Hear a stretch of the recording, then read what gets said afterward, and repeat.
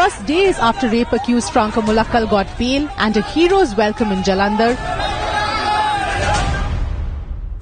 the key witness in the Kerala nun case was found dead. As of now, examining the body and examining the spot, we feel it is a natural death, but we cannot finalize it till the postmortem is conducted. आपकी बात क्या हुई थी last में? Last बात क्या हुई थी? बीपी आया होगा, मैं टेस्ट करने जा रहा हूँ। सुबह जब आपने देखा कि उठ नहीं रहे हैं, तो क्या आपने किया उसके बाद? क्या किया? आगे इन्फॉर्म किया, जो इंचार्ज है उनको इन्फॉर्मेशन दिया। His family and well-wishers allege a conspiracy, demanding an independent probe and a fresh post-mortem to find out the real cause of death. പുള്ളിനെ അച്ഛന്മാര് ഭീഷണിപ്പെടുത്തി, പിന്നെ ഈ സിസ്റ്റർമാര് ഇതിന് വേണ്ടിയിട്ട് എന്തിനാ ഇത് ചെയ്യുന്നതെന്നും പറഞ്ഞ് പുള്ളിനെ ഭീഷണിപ്പെടുത്തിക്കൊണ്ടിരിക്കുകയായിരുന്നു. അങ്ങനെ മാനസിക ശാരീരികമായിട്ട് പീഡിപ്പിച്ചിട്ടുണ്ട്. ഇപ്പൊ ഇറങ്ങിയിട്ട് എന്തോ സംഭവിച്ചിട്ട് എന്താണെന്നുള്ള പിടിയില്ല. ബിഷപ്പ് ഒരു കുണ്ടിയാണ്, അല്ലാതെ ഒരു ബിഷപ്പല്ല, ബിഷപ്പാകാനുള്ള യോഗ്യമില്ല. പുള്ളി തനി കുണ്ടിയാ. I'm outside his residential quarters. It is here in this room. His body was found under mysterious circumstances. It was today morning when he didn't get up, and that was the time when caretaker started knocking door. And when he found that there was no response from inside, he went to the nearby school, St. Paul's School, and called the principal and the sister. Sister called on telephone. When he didn't respond, finally they came over to this place. They found that father was lying on the bed. Mirror now asks, is Father Kuriakose's death a conspiracy or a coincidence? In the light of recent developments, shouldn't the police provide protection to key witnesses in the nun rape case? Let's debate. So Father Kuriakose was a key witness in the case who has died mysteriously. Now, we don't know the details of the postmortem. The postmortem is being conducted, and we will find out after the postmortem whether this was a death by natural causes or if there was any reason to suspect foul play. In the meantime, his family members back in Kerala have filed a complaint with the Kerala police, alleging that Father Kuriakose was being threatened on a regular basis by Bishop Mulakkal and his supporters, and that they find this death right now extremely suspicious. In fact, my colleague Shilpa Nair is in Thiruvananthapuram right now. Shilpa, what have you picked up on the ground in Kerala? What are the family members and the other people who filed the complaint today? What do they allege?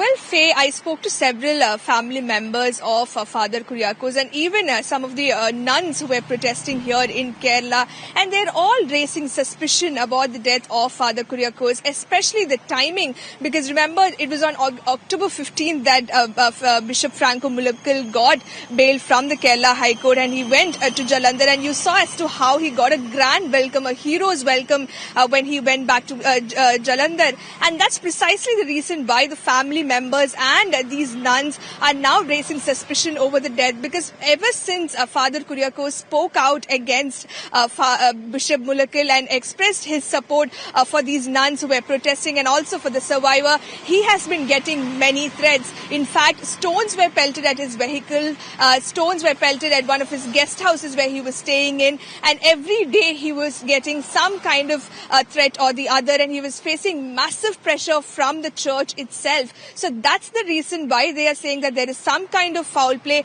And in fact, the family members today went and filed a complaint with the Alapi police station, saying that the body, once his body is brought back to Kerala, they want a re-post-mortem to be done, because they do not believe in the investigation done by the Punjab police, because they feel that Bishop Franco is capable of influencing the probe and is capable of influencing the police officials. So they do not believe in the investigation carried out by the Punjab police, and that's the reason why they say they want his dead body to be brought back to Kerala and a re-post-mortem be done, so that they can ascertain as to what exactly led to his death. Right.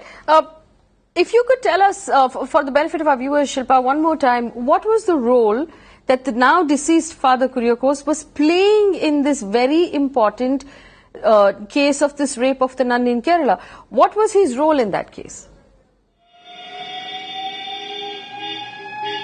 Well, the deceased Father Kuriakose was a teacher to these nuns who were protesting, and also to the survivor.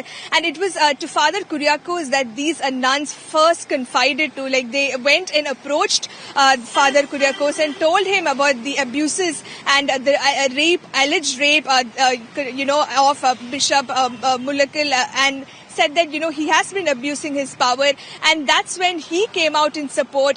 Ever since the nuns started protesting, he came out to the media and said that I stand with these nuns, I stand with the survivor, because I know how Bishop Franco Mulakkal has been abusing power, has been abusing his position. And he also in that interview very interestingly says that, there is threat to my life now that I've come out and supported these nuns. And ever since he spoke out, there has been massive threat and massive pressure on him. And even I spoke to the survivor's sister today, and she says that he was facing, pressure, and he was facing harassment from the other fathers in the church itself. And that's probably the reason why he didn't go ahead and file an official complaint about these threats. And she also says that considering he was a key witness in the case, he's a prosecution witness, his death could affect the way this investigation will now be carried out, because there are other witnesses who could get affected by the news of his death. They are saying that, probably this is natural death, but if at all there is some kind of foul play, then these people are trying to send out a message that if this can happen to a father, then anything can happen to other witnesses in this case. So they are, of course, saying that they will continue to fight for justice, but at the same time, they are also saying that they are now scared for their life. All right, Shilpa Nair, my colleague from Trivandrum, they're joining us live. Shilpa, many thanks for bringing us these updates, and we will keep coming back to you for more updates on this particular story.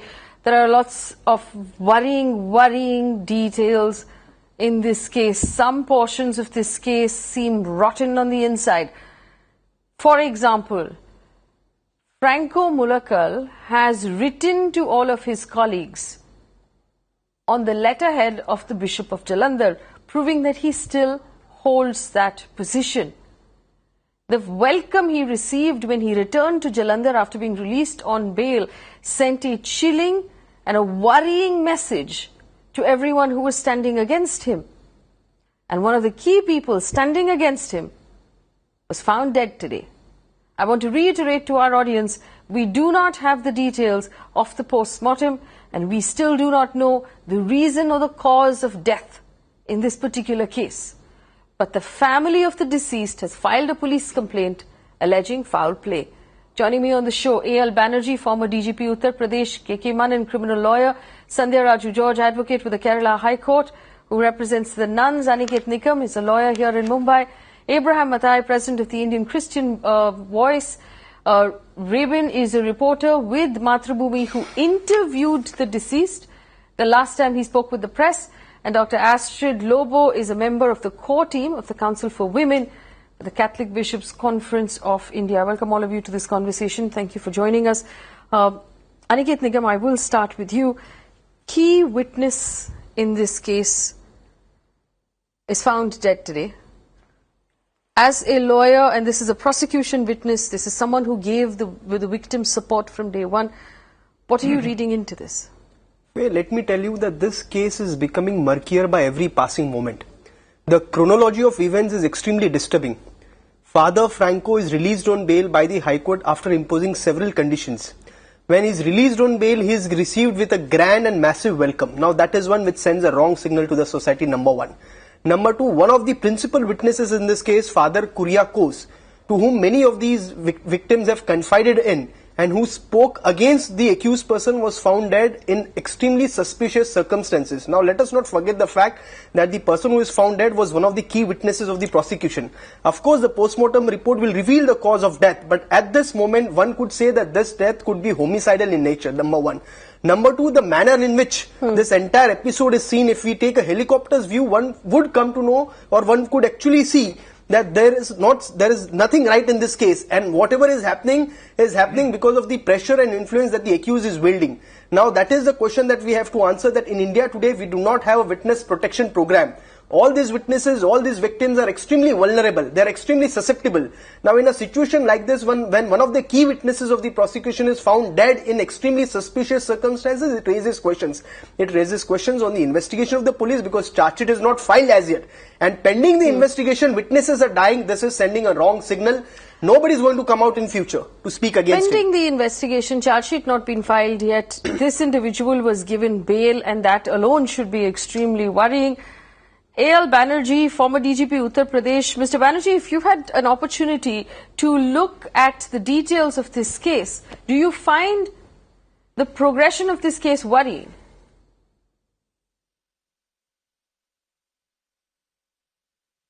Indeed, because as it comes about, the nuns made a complaint initially in June, and it took a lot of time for the FIR to be filed despite a lot of protests by a lot of people. However, when this FIR was filed and then subsequently, again after some protests, this bishop was picked up, he was arrested, and then he was granted bail. And subsequently, 7 days after his bail with a grand reception, as you've just shown on the television, one of the key witnesses is dead. It is said that there are about 100 witnesses in this, and as you said that you don't know the cause of death as yet. However, acting on what the relatives of the dead man have said about pressures and threats and throwing of stones, etc., an FIR can be filed in Kerala and that can be sent to Jalandhar for further investigation. During the investigation, the electronic items of the father, the mobile phone, the computer, and various other things, his correspondence, etc., should be looked into, and the circumstances surrounding his death should be looked into. It may be a natural death, but that he was under pressure, that he was being threatened, that there has been a lot of nonsense going on about it is absolutely clear. So definitely there is a case being made out, an FIR should be filed. It may not lead to a murder, but it will lead to threats and other things. Maybe he committed suicide because of the threats and other inducements. One never knows. Right.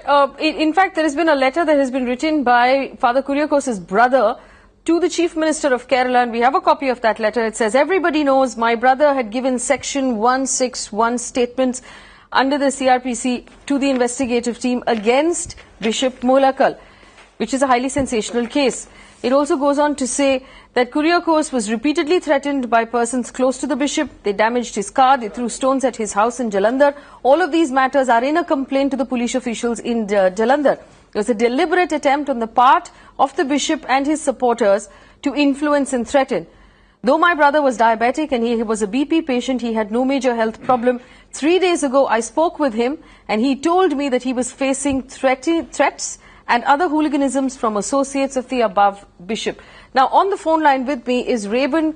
Reben is a reporter with Mathrubhumi News who interviewed the now deceased witness when he was last in Kerala. Reben, thank you for speaking with us. Could you tell us what did Father Kuriakose say to you and exactly when he spoke to you, because the interview was in Malayalam, and if you could just translate for my audience, what did he say? Actually, when our Mathrubhumi News team was in Jalandhar, in regard with the investigation of Jalandhar Bishop's molestation against the nun, actually, after lodging a complaint before the Kerala police by the complainant nun, we reached Jalandhar, and on that time, actually, on July 17th, I met Father Kuriakose personally first time. And it was a time when the Kuriakose Karputara facing some threat into his life also from the Bishop House authorities. Actually, his maintenance allowance, travel allowance, everything was cut down by the Bishop House authorities as a vengeance against his allegations against the Bishop Franco Mulakkal. So Karputara personally argued before me that if any of the Bishop House authorities, any priest who are close ally with the Bishop House, if they met us in front of them, they will make me threats. So I wish to make an interview with you in a secret place. And as per his suggestion, I also having a respect towards his personal life and his privacy, we made a secret meeting over one particular place. And on the 18th July, actually, my team from Mathrubhumi News interviewed him. And actually, I personally I can recollect those things which he said. Actually, the main crucial point was that he was a close ally of the earlier bishop. His name was Symphorian Keeper. and he is the forerunner of this very same missionaries of Jesus.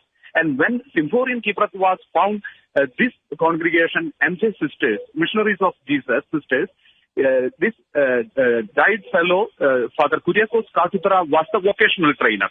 So these all nuns, including the complainant nun, was very much closely related to this Father Kuriakose Katutara, who was their vocational trainer. So Kuriakose Katutara said, I personally went to the Punjabi or Malayali, Kerala wala nuns' houses, and I convinced those families, and that is why these young girls took into this Jalandhar diocese and joined missionaries of Jesus. Yes. So as a fatherly concern, he was compelled to listen to all the allegations against Bishop Franco Mulakkal, which shared by these nuns in the later history. Raven, if you can tell us, as a journalist and an independent, viewer at this point who met with, with Father Kuriakose, did you feel that he was under threat? Did he seem nervous or agitated or under any sort of stress?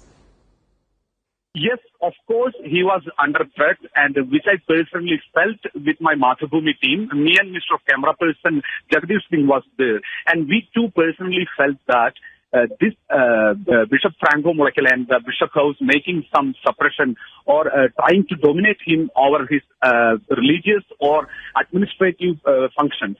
So that is why he was not able to meet us on the premises of the Trinity College of Jalandhar or either in front of the Bishop House. So he was very much afraid about the church authorities, especially those teams closely associated with Bishop Franco Mulakkal. And he was saying that some of the nuns who was the disciples of Father Kuriakose Katutara in the MJ Sisters, other than the complainant sister, also approached him. And these ladies, these nuns, also said similar complaints against Bishop Franco Mulakkal. And that is he noted down on that time. And his mind was full of confusions and dilemma to share these things before Punjabi police or Kerala police. So after the interview, this Father Kuriakose Katutara also reiterated those things which already given to Mathrubhumi News. These things reiterated in before the DYSP K. Subhash, who led the special investigation team in this nuns molestation case against Jalandhar Bishop Franco Mulakkal. So those things which we got to the Mathrubhumi News interview, the same things or beyond little. Yes. And Raven, did he have any sort of security from the investigating agency as the key witness of this case who was receiving threats? Unfortunately, he can't avail any security from the side of Kerala police or Punjab police. Unfortunately, Kerala police came to Jalandhar to interrogate Franco Mulakkal on the same day. They also took the 161 CRPC statement from Kuriakose Katutara. So, the DYSP K. Subhash and his team having a crucial information, crucial statement under 161 of CRPC in connection with this case. But unfortunately, they can't provide further security because Kerala police are not capable to provide security in the soils of Punjab. And also, officially, he didn't approach the Punjab police. But actually, the system, the Jalandhar diocese is very much strong in their land. And because of their influences, he can't approach the police authorities. And nevertheless, the police didn't approach him for the security. And also, as a revenge, he was saying to me in the later times that he was shifted or he was compelled to get a transfer to this place, which is coming under the Hoshiapur. So his early duties in the Jalandhar diocese as a philosopher, as a teacher was removed. Okay, Raven, stay on the phone line with us, please, because I want you to be able to hear the rest of the conversation. And please, join in with information whenever you feel necessary. We have Aniket Nigam and KK Manan with us. Mr. Manan, you've heard right now Raven, who was speaking with us, the journalist who interviewed the deceased, the key witness now in this case, who was discovered dead today, a few days after Mulakkal came out of jail.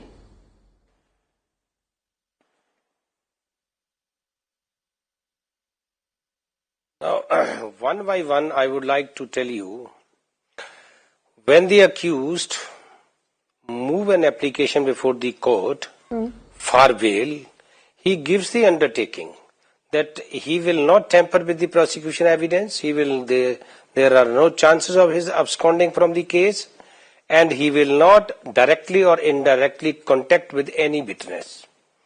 1, 2. Now he was released on bail. There must have been conditions imposed while granting bail. 3. Now question is of his death. If his death is connected with the accused, it is a matter of investigation.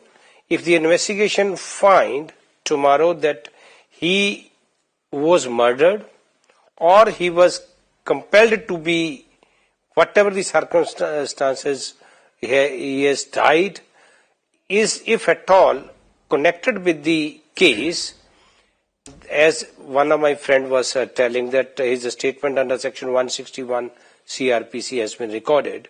Yes, always the statement of a witness used to be recorded under section 161 CRPC.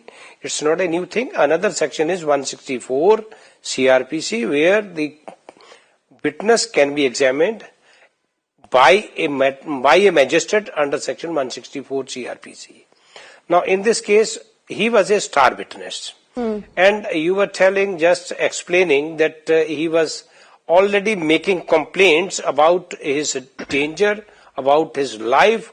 So if it was, now the question is before the investigating agency to investigate his death.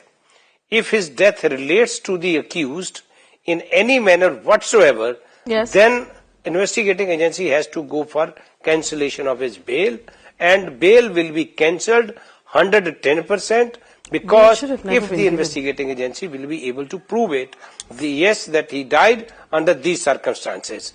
But before going to the cancellation, investigating agency has to verify it, whether he died due to the circumstances which relate to the accused. Okay, but Mr. Manan, we know from first-person account that he was being threatened, that he was being made nervous. Go ahead. Faye, what bothers me is the lethargic approach of the investigating agency. Now, Father Franco was released on bail. The eyewitness, one of the star witnesses to this case, Father Kuriakose, had stated categorically in media that he has got threats, and he is under pressure, there is duress, there is coercion, there is everything. Now, when police was knowing that all this is happening and investigation is underway, why didn't they provide him any sort of protection? Why did they left him in the lurch to defend himself against all these mighty people? Now, when he had brought it very... And consider what Raven told us. He told us that his maintenance was cut off. He was forced to leave the work he was doing and move to another house. And for our uninitiated audience, fathers, tend to live in one house together. Nuns tend to live in one house together. They all have a room. So the visual that you were looking at was inside this particular father's room. He was forced to leave the house that he was living in and move to a different house because he felt he was unsafe. He left the work he was doing because he felt he was unsafe. Now, Franco Mulakkal, let me point out to you, is currently stationed and residing in the bishop's house. Now, he has no business being there if he has been removed from that position. He is using the stationery and the letterheads of the Bishop of Jalandhar, which means that he is still in a position of power with the ability to cut off the maintenance, to cut off, the funds to these individuals who have come out as witnesses against him. This is exactly what we were talking about. This man should have never been let out of jail. He should have never been given bail. This is exactly what he's been doing from day one. The fact that Franco Mulakkal is walking the streets free right now is a complete travesty of justice. And the fact that we're having to have this conversation of a key witness who was found dead today and trying to figure out whether or not his claims of life-threatening threats that he had received are important or not is ridiculous. What message is this going to send to the other witnesses of the case? What message is this going to send to the nuns who are already worried, who are already being threatened? And my question to you, Dr. Astrid, is this. Do the nuns feel safe? I know that you're in regular touch with them. Does the victim feel safe? Do the nuns feel safe at this point? Well, I just spoke to the nuns yesterday, and I must tell you that they definitely don't feel safe. In fact, they share the house with other nuns who are, who are hostile in terms of silent. They ignore them completely, and so there is a divide in that house, and they are so afraid that Where does their food come from? So yes, so that was one of the questions. That was one of the shall I say fears that they raised, that this nun raised, and she said that the food is cooked by somebody, a part-time cook who comes in, who cooks and who goes. But there are a number of house workers, and these house workers are young women who are from Jalandhar. They are from Punjab. They are not from Kerala. Okay, and they are accountable and only to the superior of the house. Who's accountable to Franco Mulakkal? Who's accountable to her superior general? Who's accountable to Franco Mulakkal? Yes, the chain of command goes up. So there is fear in them. And to be really honest, initially when they spoke to me about it, I thought, well, it seemed a little far-fetched when you're talking of poisoning and slow poisoning. And but when something like this happens, of course, one doesn't know how he died. He could very well have died of natural causes. But the very fact that people are questioning this and, thinking about it, that could it be, means it's not as far-fetched as we thought it would be. And so the nuns are worried about that. They are worried about the show of power, okay, that is there. In fact, they are also worried about, the fact that, first of all, he is sharing the same space with the apostolic administrator. Okay, there's this big question mark about is he bishop, is he not? Because it seems that he is still bishop, and that he has only temporarily given off his administrative power to the apostolic administrator. The other thing which really upset the nuns was there was a photograph. I don't know if you have seen it, where when Bishop Mulakkal came, he was welcomed by the superior general of the congregation with a bouquet of flowers. And when this nun was talking to me on the phone, she actually broke down. And she says, we consider this woman as our mother, and to have her supporting the bishop, she said, then where do we turn? Who's listening to us? We don't have a hope at all, because, he seems to have all the power, he has the resources, and it even seems as if, sometimes it seems as if even the church is on his side. So there's a lot of despair and fear. Abraham Matai, is Abraham Matai still with us? Mr. Matai, is the church on his side?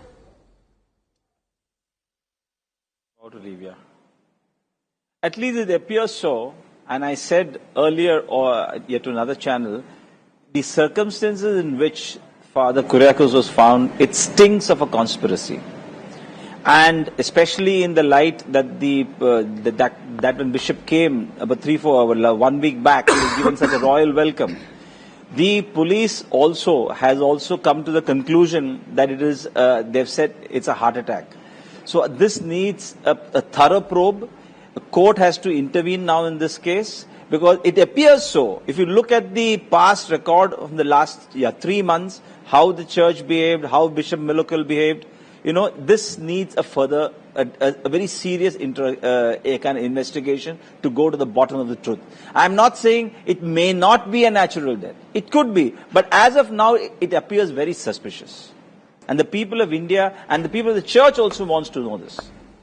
Well, Sandhya Raju George, who is in Kerala, Sandhya, obviously there are a lot of other witnesses, and this sends a chilling message to the rest of the witnesses who are in the convent, who might also be lay people. Is there a sense of fear now?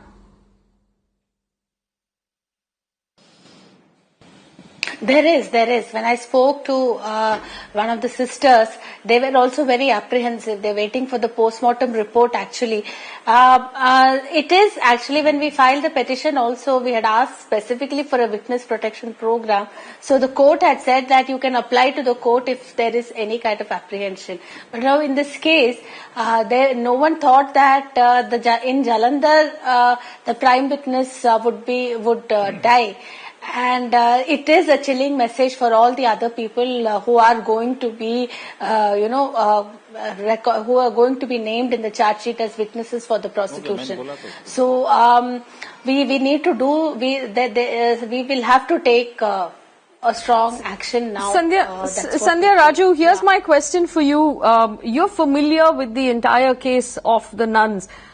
How much does the case get weakened with the death of its key witness?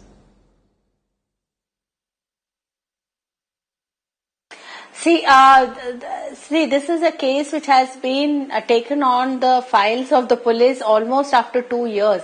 Now that's like 2018. So the forensic evidence is totally not there, except for the fact that an intercourse has happened. Now the rest all depends upon the corroborative evidences, and for that one of the key witnesses now has gone. So the rest is all depending upon the people. There has been another witness also whose statement had been taken and who changed his statement in between. So these are very scary propositions, but we are hoping that the police buckle up and at least protect the other witnesses, because that is something which is very important at this point of time, and they cannot be casual about it like they were initially. Because as I was saying earlier also, there has been a very casual way of dealing with this entire thing as if it's just a regular case, without actually considering the fact that he is a person who is in a powerful position, and the church seems to be more trying to protect him rather than giving justice to the system. Faye, I think I'll slightly differ from the learned panelist. I believe there's a lot of evidentiary value to the testimony of the victim herself. And if she stands by her statement, an accused can be convicted on the basis of her statement alone. Apart from the fact whether there is corroboration or not, if a victim stands by her statement, that is sufficient to convict a person. In this case, what bothers me is that there are several people who are closely working with these victims, and those people are directly in a way answerable to the principal accused. Yes. Now, if that is the chain, and if that is the way to approach this accused person, there is every goddamn possibility of he manipulating the investigation, he influencing the investigation, and trying to influence these victims through those persons who are in touch with these victims. Let's look at that photograph on that note. Let's look at that photograph. We're going to put it up on the screen. There it is. This photograph is a photograph of the nuns who are currently responsible. This is the Mother Superior holding the bouquet. She is responsible for the well-being of the victim, and the 5 nuns who are supporting the victim and currently who are key witnesses. So he's staying outside of that state does not really help the prosecution. Has not at all helped the prosecution. It also goes to show that the church at this point barely or has not a leg to stand on in terms of showing that you are independent, in terms of showing that you are not taking sides. First of all, the church should have taken the side of the victim, should have taken the side of the woman who has been wronged. It did not. It claimed to be independent and not taking the side of either. It is proof that the church has done none of that. This Franco Mulakkal is still in power. He is still exercising power. He is actually writing on the stationery from the office of the bishop. He is responsible for all of these women. These women are in turn responsible for the victim. This is the scary part. This is what brings tears into the eyes of anyone who is concerned for the well-being of the victim at this point. Dr. Astrid. Yes, I agree. In fact, I told you that this was a photograph that really broke them.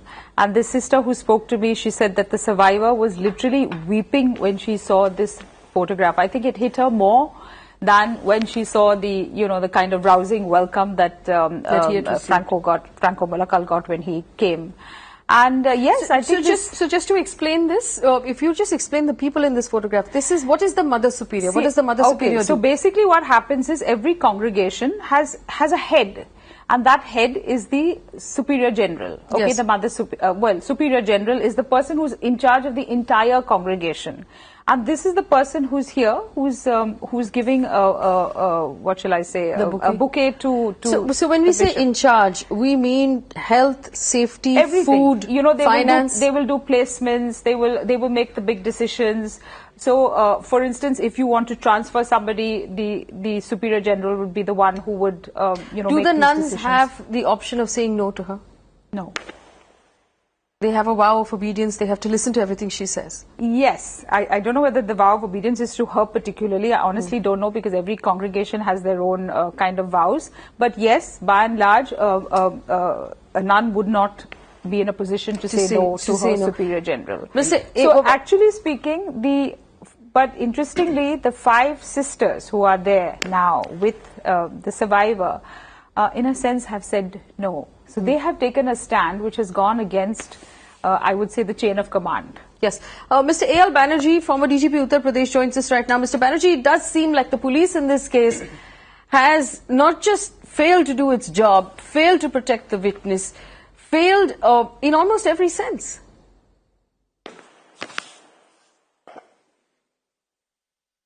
The point is that the FIR was registered in Kerala, and the victim and the perpetrator are in Jalandhar.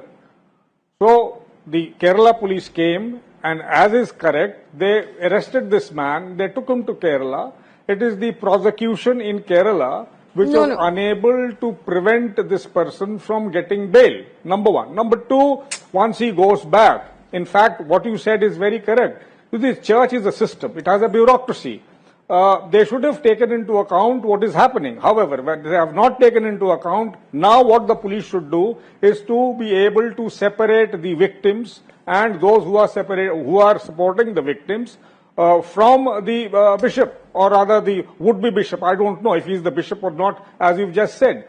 Moreover, probably this is the time when there must be somebody who's an archbishop or somebody who's far more superior to a bishop in the hierarchy. The police, both the Kerala police and the Jalandhar police, should write to him or her to remove this person from Jalandhar, because he seems to be nuisance. The deceased pension, the deceased money, the deceased everything was stopped. He has been shifted. So all this absolutely is rotten. Yes, yes, Mr. Banerjee, I just want to correct some of the details that you just mentioned. The Kerala police did not make an arrest. The Kerala police sat on its palms until people went on a hunger strike asking for action. It then summoned Mulakkal to Kerala for 2 days of very polite, gentle questioning, and then let him go home. And then after more hunger strikes and more media pressure, it then reluctantly went out and did an arrest, 2 months after the complaint had been filed. It was completely ridiculous, the behavior of the Kerala police. So I don't think we should give the Kerala police any sort of room here for any sort of... What could be more horrible?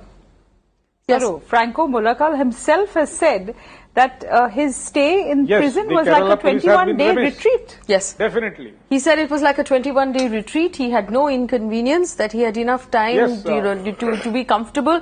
And he wrote those letters on the letterhead of the bishop. Look at the audacity. And apart from that, I don't understand why the investigating agency is not challenging his bail order. Normally, they would challenge every order. When a case of this magnitude and where witnesses are dying, and when they had expressed the apprehension of death and threats, and when such apprehension has turned to be true, it is, unfathomable why they are not even challenging this order and they are sitting tight on it. Apart from that, even today, the police has not provided any protection to all these nuns, to all these survivors. What are they waiting for? They need to come out, they need to show solidarity, and they need to stand by all these victims. Otherwise, this case will not see light of the day. Mr. Manan, do you find the prosecution lacking at this point?